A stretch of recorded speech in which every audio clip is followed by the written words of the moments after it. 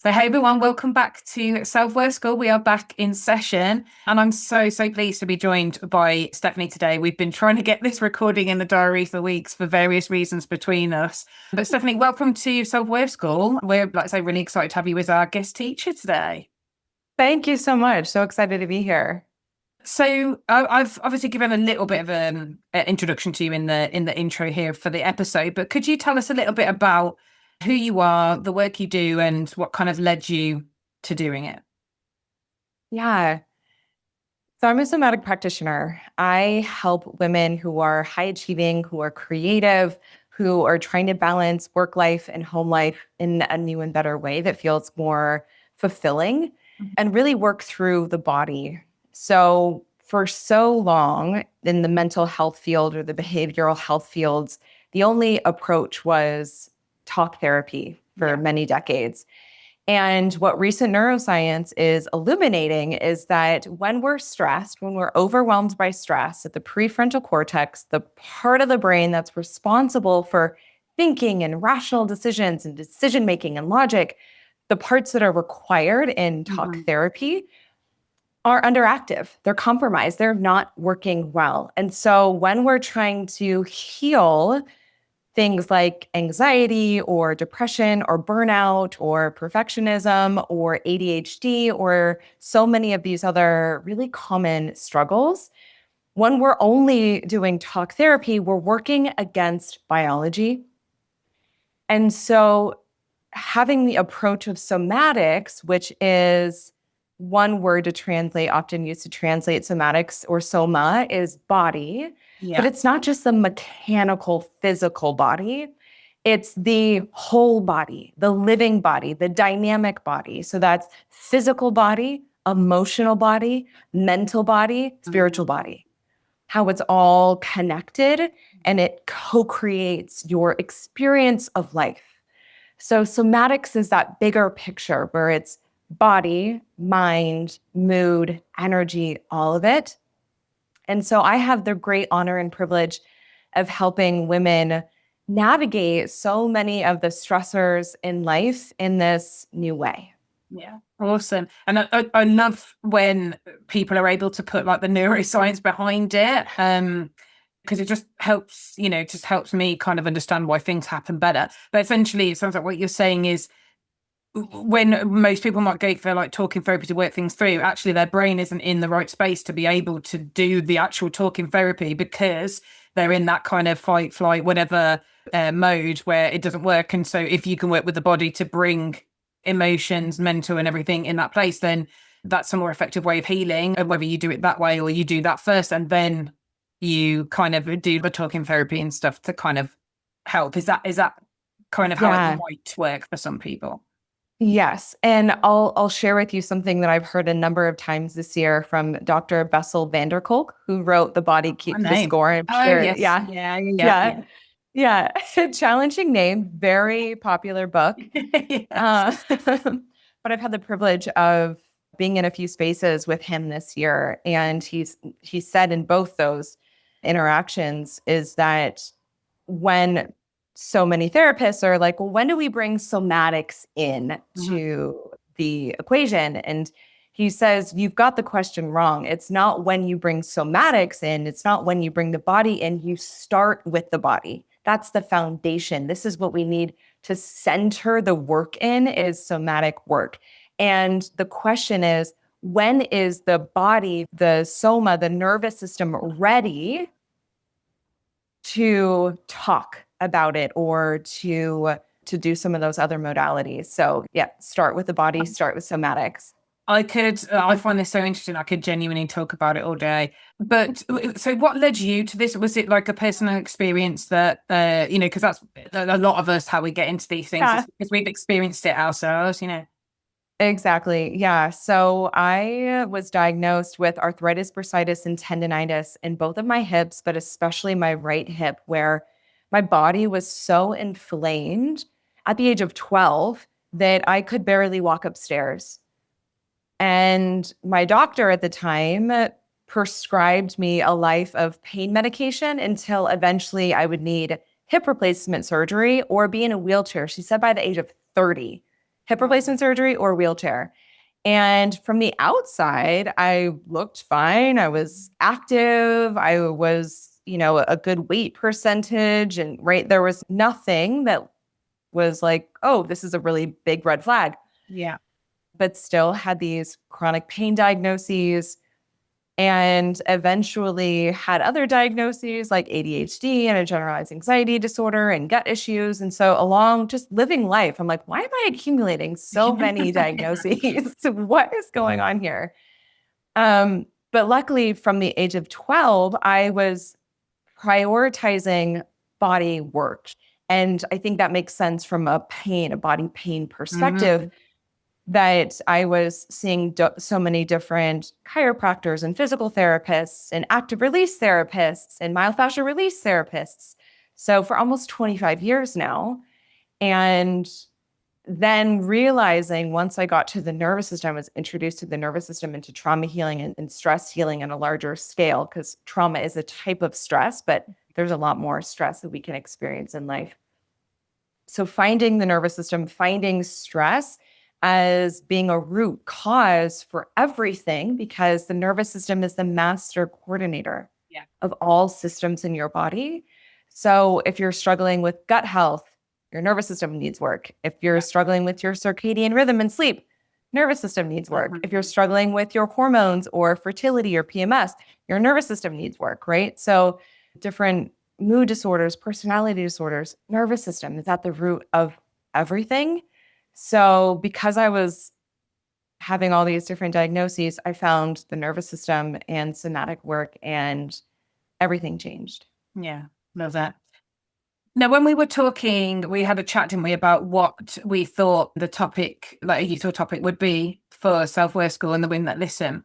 And we got on to the theme of perfectionism and how perfectionism affects women, affects their bodies, and like the different ways in which it can be, managed, so that we can do the things that we want to do, live happier, like healthier lives. And that was something that we both kind of see in the women that we work with. And but sometimes it does show up with women in ways that they don't always recognize. And so they might not realize that what they're kind of doing is, or experiencing, is that perfectionism. So tell me, how do you define perfectionism? How would you describe it? And what are some of the sneaky ways that perfectionism shows up in everyday life and maybe in our bodies as well? Yeah. From a nervous system perspective, I really look at anxiety as a way of overcoming a sense of inadequacy. Uh-huh. It is or a way that a woman can organize herself to feel safer, Yeah. to feel more worthy, to feel like she belongs, and really overcompensate for ancient experiences, whether that is in childhood or even lineages of transgenerationally women having different pressures and really needing to overcome that sense of I'm not good enough Yeah. as I am. And so perfectionism can take a lot of different routes and avenues, and in these sneaky ways that it can come up. I mean, really, one of the most common is anxiety.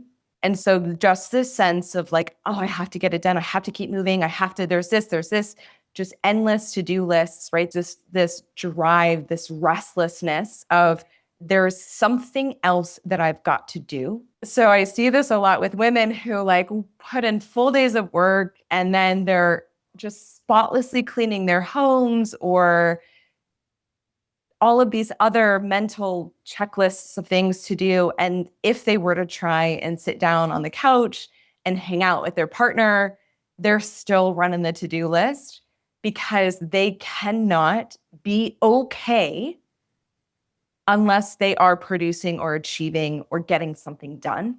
Yeah.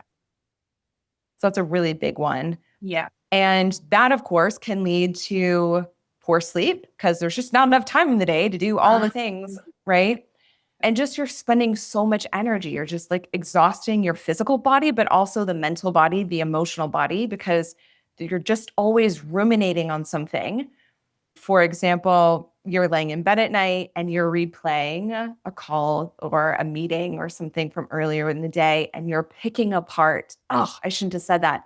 Oh, I wish I'd said this, right? Perfectionism, perfectionist Yeah. tendencies there. So it can affect sleep and leading to burnout, right? If we're just always expending our energy and never feeling like we deserve the time and space to slow down and to fill up our own cup and to rest. Burnout, really big one. Sip of water. We all need it. Yeah. Another sneaky way is so we have like this overachiever, just achieving, achieving, achieving.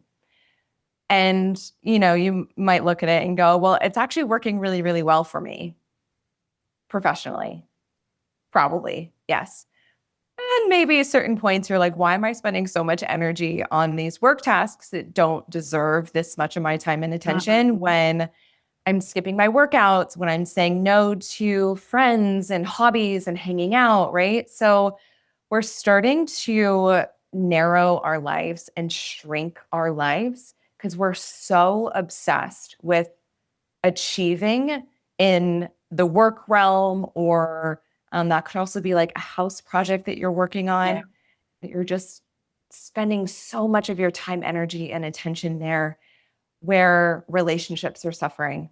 So there's a really interesting antisocial quality to Yeah. perfectionism because not only are you spending so much time working, so you're saying no to invitations, your relationships are dwindling, but there's also this like comparison or judgment energy of perfectionism that might show up in colleague relationships, or it might Yeah. show up with your partner where you don't let him do the thing because you can do it better or he doesn't do it right.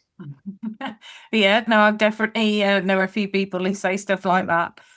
Yeah. Yeah. So Mhm. essentially, what I'm hearing is perfectionism is, or like the root of perfectionism underneath is normally some kind of inadequacy of not being good enough.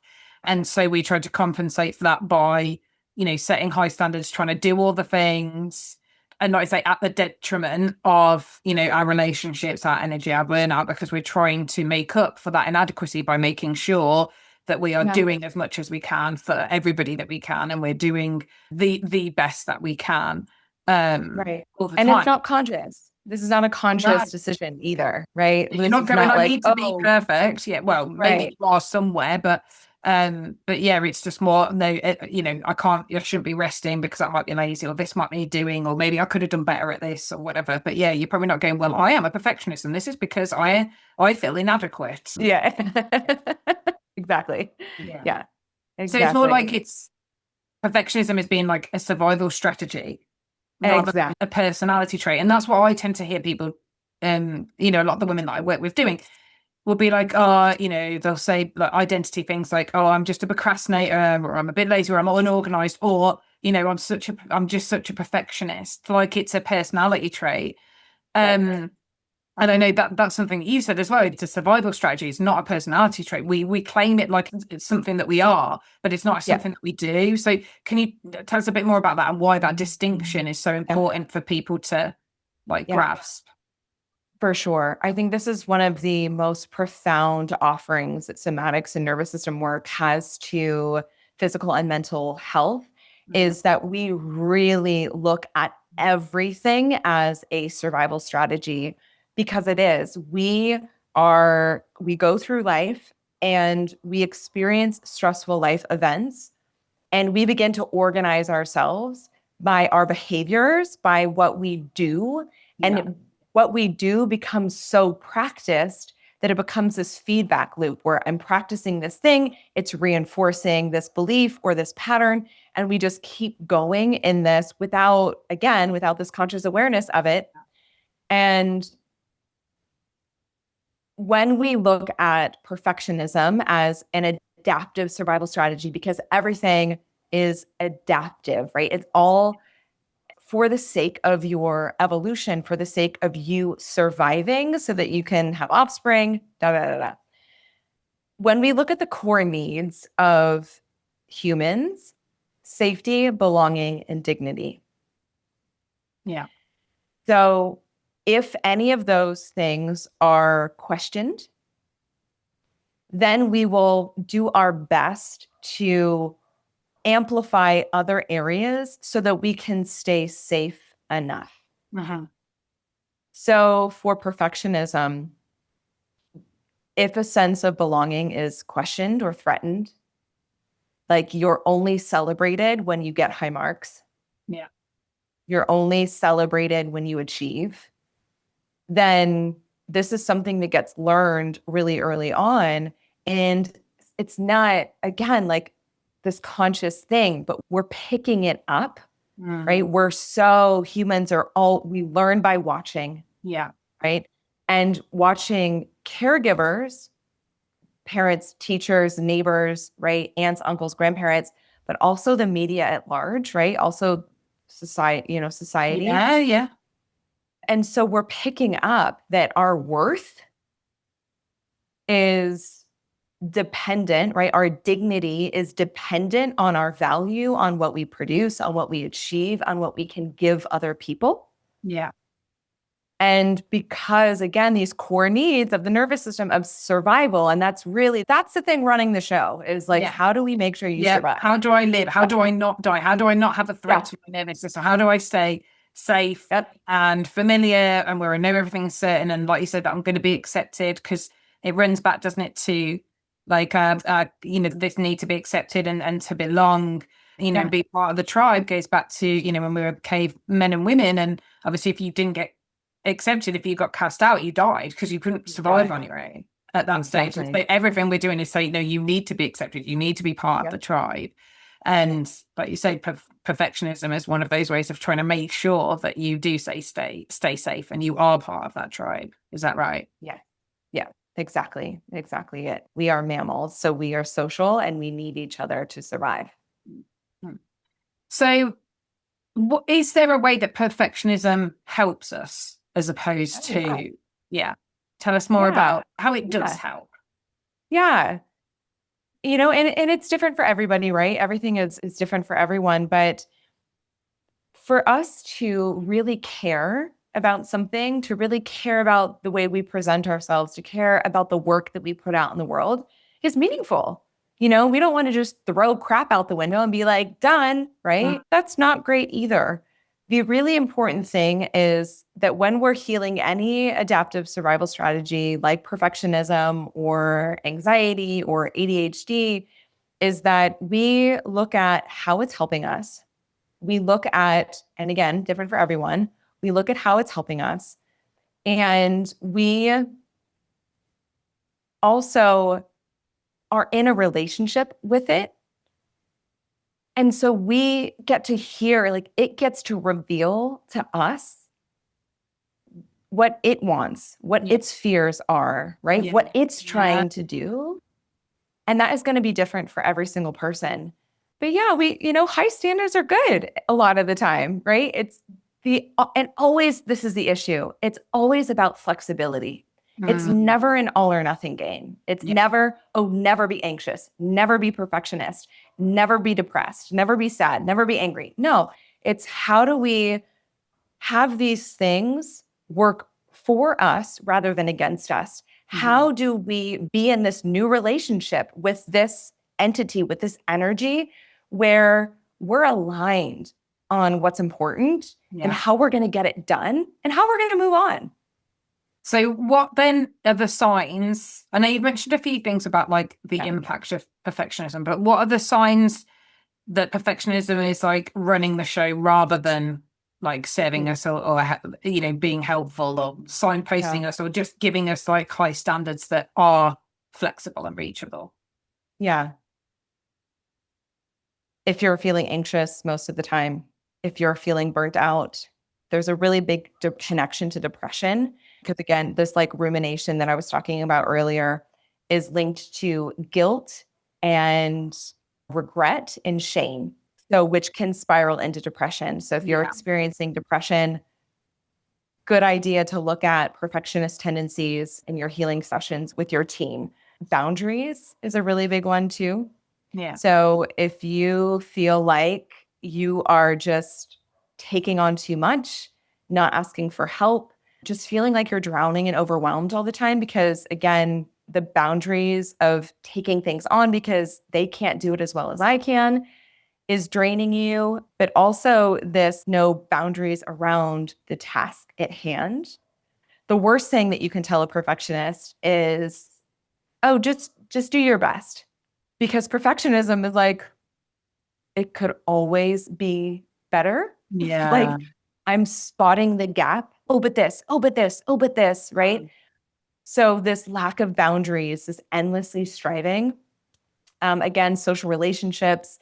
If you're feeling lonely, if you're feeling lonely, look at the way that you are perhaps having perfectionist tendencies. Yeah. Um, yeah, if you're not able to enjoy your rest or downtime, like if you're on vacation, but you're also working, and then you rationalize, well, this is how I paid for my vacation. Uh-huh. Look at Yeah. the perfectionism. Yeah. Yeah. Okay. Awesome. Now when we chatted, you mentioned about is it your five N's framework? Yeah. Is that what it's called? So can Yeah. you walk us through the five N's and how this framework helps people to break free from those perfectionist, like anxiety, burnout type patterns? Yeah. Yeah. And this works for anything. This works for any trigger, any emotional experience that you're like, oh, I need something to be different. So the five N's, the first one is to name it. So Dr. Dan Siegel, neuroscientists, will often say, like, name it to tame it. And internal family systems, we have the focus point, like, let's just choose the one thing. So you're like, okay, perfectionism is here, name it. And that's going to help to really focus your energy on just this one thing. Because what can happen is we can get overwhelmed by all of the things that we're feeling. And then we don't actually do anything about any of it. Yeah. So, first one is name it. Second, notice.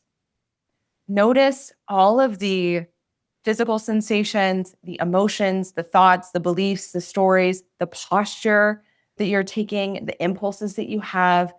So, say, okay, I'm feeling anxious right now. And really, as we're naming it, not I am anxious, Mhm. not I am a perfectionist, that I'm feeling anxious right now. I'm feeling like everything wants to be perfect right now.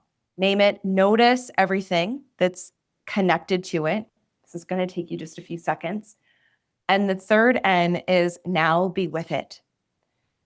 So, what Dr. Lisa Feldman Ferret says is 60 to 90 seconds max for an emotion to move through the system.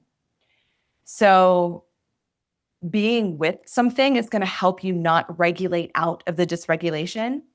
We see that a lot on Instagram and these shared spaces is regulating out of dysregulation, which only makes things worse because we're just suppressing the experience. So what's So an we're trapped. example of regulating out of dysregulation that people might like recognize? Yeah, I'm feeling anxious, so I'm going to do a breath pattern. Okay. I am ruminating, so I'm gonna journal speak. I'm just gonna brain dump my thoughts. It's just we're feeling overwhelmed or dysregulated, and I'm gonna do a thing to not feel that way. Okay. So we're just suppressing. We're just like, oh, don't want that, Yeah. right? And that in the long run is not helpful. This is why, you can be doing somatics and not see changes is because we're regulating out of the dysregulation. Okay. So you're not like resolving it or processing it. You're just doing a temporary thing to calm the nervous system without allowing yourself to kind of sit with, process it, accept it almost, but and then yeah, sit with it and let it go. Exactly. Yeah. The fourth N is to normalize.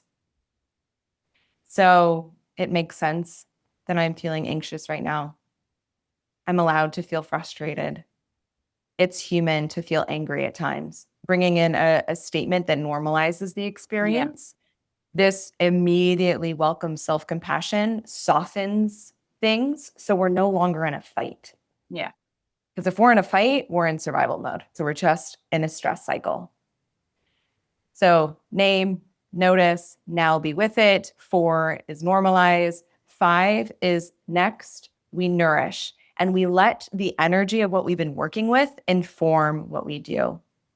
So this is where we add in a somatic practice, but sometimes we have the idea of like, oh, I'm feeling anxious, so I'm going to just shake it out and that's going to solve all my problems. But if we do the 5 ends and we get to the 5 and then now be with it says, I need an ear massage. I Mm-hmm. need to go outside and touch some grass. That is actually the practice that's going to help move the energy rather than from a top down perspective being like, oh, this should work. Mm-hmm. I've heard this is the thing, right? So we're still using our mind to insert what is good or bad or right or wrong, Yeah. rather than letting the energy move through and illuminate and reveal to you how it wants to be supported rather than fixed. Yeah. Yeah. Yeah. Okay. And you also use something called the somatic bliss method, don't you? And you've started to touch on there how the body comes into that, and actually, it's about what does the body need in that moment to transmute that energy, as opposed to what is the brain telling me? What do I normally know that I'm supposed to do? So, tell us a bit more about the somatic bliss method and how bringing the body in Yeah. helps you do more than just regulate in the moment. Yeah. Well, they shared at the beginning that, the nervous system is the master coordinator. Mhm. It's the thing, right? And when we're stressed, this part of the brain, the prefrontal cortex, the medial prefrontal cortex specifically underactive. And this makes sense for a lot of different reasons. If there's a threat, we need to just act. There is no time to think about all the possibilities, weigh the pros and cons, right? We're not going to organize a checklist. Like that is out the window. We just act, right? Mhm. It's a physiological response, Yeah. more like a physiological reaction. And we just react. It's pure instinct. And that is the lower brain centers that are the oldest, evolutionarily speaking, for our species, but also the oldest for each of us as humans, right? So we are born with the brainstem fully functioning, and that is responsible for eating and drinking and pooping and peeing and temperature and pressure and right. So all of these things that we are born knowing how to do, brainstem. Second brain is the emotional brain. We feel things before we can articulate, right? What we're Mhm. feeling, why it matters, why I feel this way. So, evolutionarily, in our species and as an individual, those are the centers that are running the show when we're stressed. Yeah. And these are the languages that we're born really knowing, and we totally lose touch with them once we are, 8, 9, 10, 12, 18, and really figure out how to speak. We totally lose touch with those other centers that are primitive, instinctual, and running the show when we're stressed. And we live in a world of stress. We are inundated with stress. And so we really have to remember these languages of instinct, sensation, Mhm. posture, impulse, like physical impulse. How do I move throughout the world? Where am I looking? What am I hearing? Right? All for the sake of safety and survival of self and species. So that is why the body is so important. And the somatic bliss method was given to me from spirit right after my father passed away very suddenly in 2022. So I took a hiatus from working to just be in my own process of healing and grief healing. And that dropped in that time. And it's what I've been sharing with my clients in my one-on-one work, but also the membership that I have is one of the pillars. So they're pillars. It's not linear, like nothing in healing is linear. But there are these like core areas that together rise up and help to build this really cool, beautiful, functional, awesome Mhm. existence that is you. And the first one is to recognize. So we recognize where we are, recognize where we want to go. We recognize what is my current shape, Yeah. right? We say this a lot in the Strozzi lineage of somatics, and I'm really practiced in is what's your current shape? Oh, well, I'm really practiced in perfectionism. I really practice in anxiety. I'm really not sleeping well. I'm skipping meals. Like, what are all of the things? Like, how are you showing up? Yeah. Right? What's your posture like? What's habituated inside of you? So we recognize where we are, where we want to go, and then we resource is the second pillar. And resource is really the antidote of regulating our nervous systems. The root of regulation is rules, reglas. And so, again, it's this externally imposed rule of where you should be, how you should operate. And I have not used the word regulation, nervous system regulation, since I think 2021. I started using nervous system harmonization because that is actually what we're trying to do is to trying Yeah. to create and refine and rebalance harmony inside and in between you and other people, you and the world. So finding this harmony. So resourcing is really the antidote to regulation, is that we're resourcing our nervous system to feel safe enough to Yeah. be with the daily stressors and pressures and challenges of life. So important because stress is going to keep coming. Our goal is not to reduce stress, but to heal our relationship to stress. And that's what we do in the somatic bliss method. Mhm. So, second pillar, resource. The third pillar is we release. We release stored survival stress. We live in a world that's not nervous system literate. We don't know that the body knows how to process stressors, Um, and we culturally impose, again, how we should act, how we should be, how we should show up. We're not allowed to yell. We're not allowed to fight back. We're not allowed, if we have that creepy uncle and our parents are always saying, no, you have to hug them. This is this like, um, oh, something doesn't feel right, but I can't do anything about it.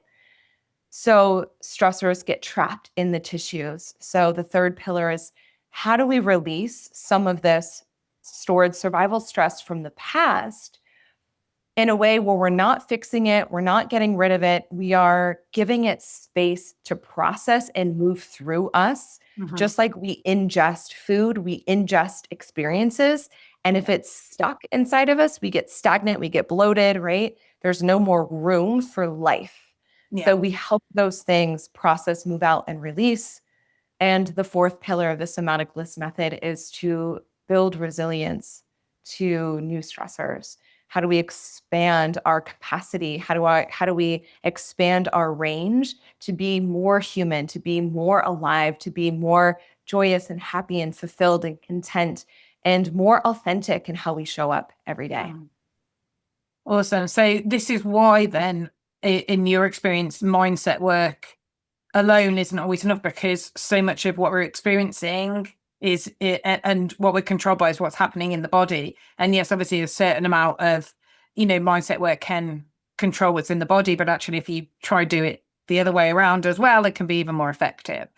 Yeah, Um, and here's a little neuroscience piece too. So 80% of the nerve pathways are body to brain, 20% brain to body. So we can uh, do mindset work, we can do talk therapy, but it's only 20% yeah. of the pathways. Oh, wow, that's so interesting.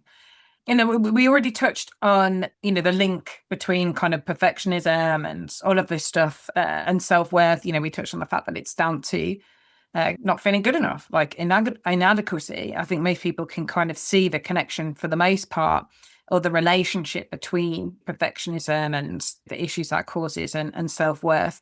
But what would you say to the woman who feels like perfectionism is the thing that's keeping her successful? Or like how do they start separating their value from their performance, from how good they, because it might be, well, if I stop doing all this stuff though, if I stop living the way I'd live, what's going to happen?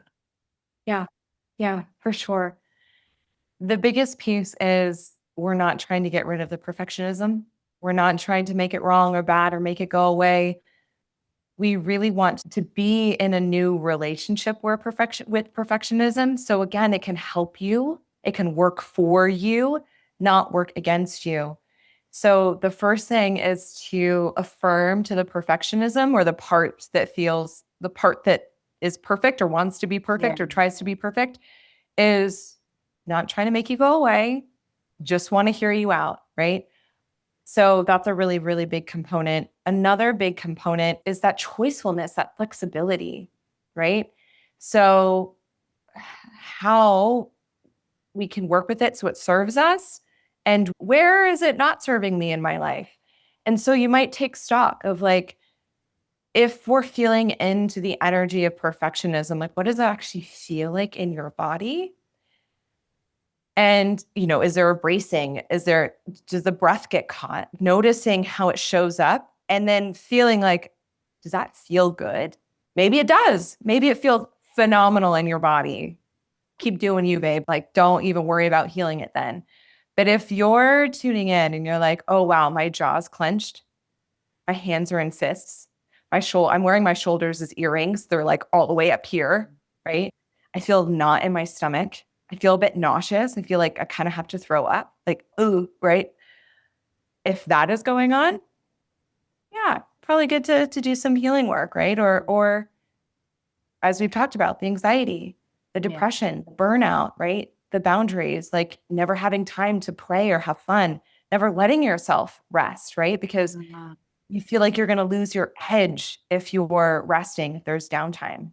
Yeah. So if you start, you're like, yeah, a couple of things I'm doing Mm. might be a good idea to heal perfectionism. Yeah. Yeah. It's kind of noticing the like the pain and the negative impact that is having on you, rather than just it being something that you just survive or just do.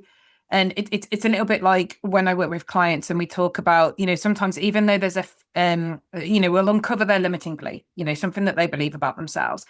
And, we want to help them to let it go, so that they can live a happier life, reach their goals, whatever it is that they want to do. And um, sometimes they really want to cling on to that belief because they're a little bit like, who am I going to be without it? And so we have to take them through the process of helping them to understand what the cost is, both in the present and the future of them holding on to it, and making sure they're aware of those like consequences, and making the consequences of holding on to that belief, that way of being, and making that more painful than the fear of what might happen if like they let go or let themselves be themselves. So I suppose it's a similar thing for like the perfectionism. It's like, well, yeah, it is helping you survive to what, to some degree, but actually, if you really take a look of how it's feeling, what it's doing to your body, what it's doing to your relationships, rather than just living on autopilot as this is just the way I am or the way I have to be. And Yeah, realizing actually, this is causing me a lot of pain, probably more pain. I talk about that in, like physical, mental, emotional, whatever. totally. Um, It's all connected. Yeah. than actually thinking about another way to be where I could separate, my value from this performance, this need to be perfect. Yeah. And you brought a great word in, is the value, right? Like, what are my values? What do I value in life? Like, what does success mean to me? Right.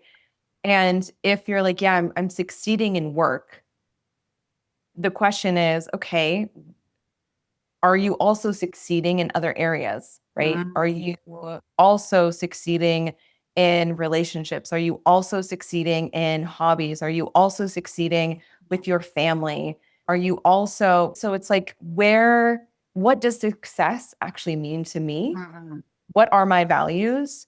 And to get curious about the ways, as you're naming, as the cost. Is it really worth that I'm spending an extra 4 hours on this thing? Like, what do I imagine is going to be the return on that mm. 4 hours? And is that a good time well spent? Yeah, Or could those 4 hours, like, yeah, okay, maybe it'll be 2% worse, but is anyone going to notice? yeah, yeah. But really, the identity piece, and that's why the resourcing piece is so important, because for the nervous system to change, the change can't feel like change.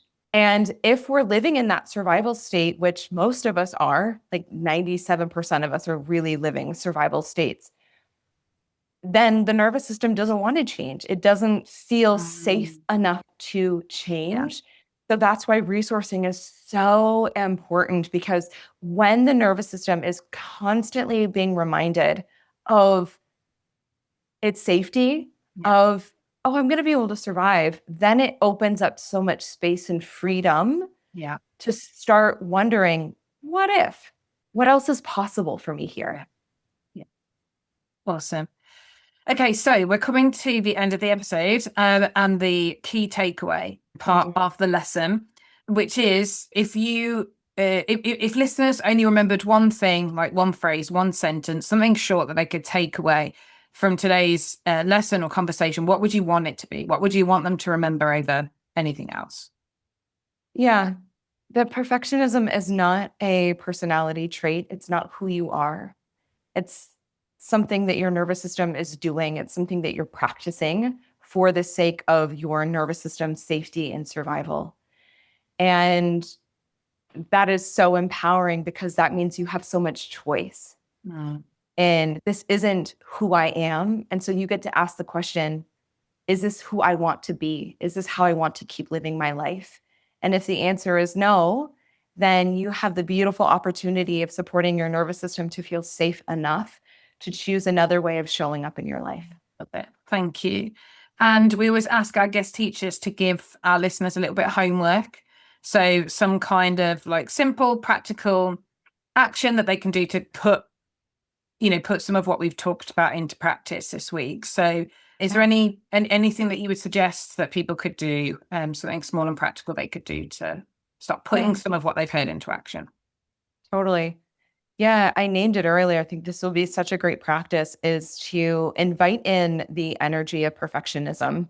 And so calling it in and noticing how your body responds to perfectionism, and noticing if your posture changes. Like, do you look away?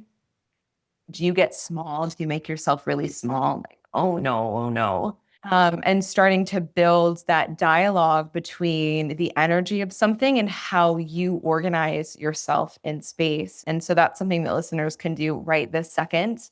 And then a deeper dive, we actually do a really deep dive inside of Resourced, where there's so many energies connected to perfectionism, right? So it might be overachiever or ambitious, that we can start to see these different patterns that we operate inside of, in relationship to perfectionism. So that's the short homework, is to try on the posture or the shape of perfectionism. And if you want extra credit homework, you can go hang out with us inside of Resourced. Awesome. So thank you so much, Stephanie, for being such an awesome guest and talking about this. I've kind of really got intrigued about somatics recently, and wondering how it can play a part both in my life and in some of the work that I do. So I've really, really enjoyed this conversation. I'm going to leave some stuff in the show notes so you can find out more about Stephanie, where to connect with her, follow her, work with her if you feel like this is something that would be interesting for you. But yeah, thank you so much again, Stephanie, for your time. Thank you for being a guest on Self Worth School. Thank you so much. It was a pleasure. So I hope you really enjoyed that episode, that conversation between Stephanie and I. What I loved most about it was that it takes perfectionism out of the world of, just these labels that we put it in or put ourselves in, and puts it back into the world of actually understanding what's going on. Like, you don't have to keep calling yourself a perfectionist as either a badge of honor or even as something that you wish you could change. Instead, you can start asking, what is my nervous system trying to protect me from? Because when you understand the pattern, you can begin to change it. And if today's episode resonated with you, Stephanie has kindly shared some resources to help you continue this work. So you'll find all of her links, programs, and free gifts that she's offering in the show notes. And if this conversation has made you realize that perfectionism, anxiety, or self-doubt are keeping you playing smaller than you know that you're capable of, I'd love to support you too. So we have the cult, the confidence cult, my coaching membership for purpose-led women, as well as my one-to-one coaching. And within that, that's exactly the kind of work that we do together. We don't just work on, confidence as a general. We work on the self-worth underneath it, so that you can stop second-guessing yourself and start trusting yourself for good. And if you did enjoy today's lesson, I'd be so bloody grateful if you'd consider leaving a review, especially on Apple Podcasts. if this is where you pick it up, because it really helps to make sure that my podcast gets pushed out, people see it, and people know that it's something that they might enjoy or find useful. Or, share this episode with someone you need it, someone in your life that you know is a perfectionist. And as always, if something really landed with you, do come find me on Insta or LinkedIn. Let me know and drop me a message. I genuinely love it. It brings me so much joy when I either speak to women online or see them in real life and they let me know that they've been listening to the podcast. It honestly makes my day. But until the next time, keep being awesome, keep becoming the woman that you're capable of being, and have an amazing day.